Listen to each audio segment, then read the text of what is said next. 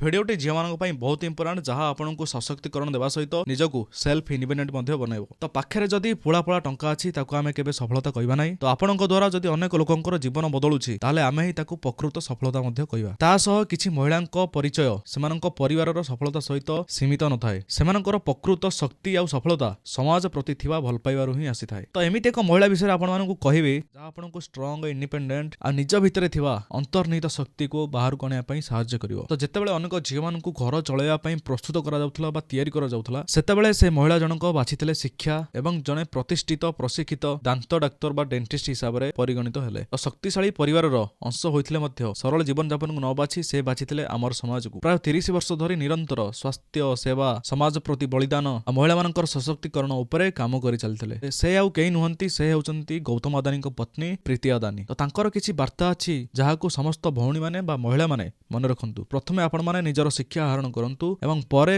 Business करंतु। सब बेले छोटो ही आपण माने कार्य स्टार्ट करंतु। पाखरे जदि पुळे पुळे धन अछि ताहाले निजर मूल को आपण माने केबे भूलंतु नाही।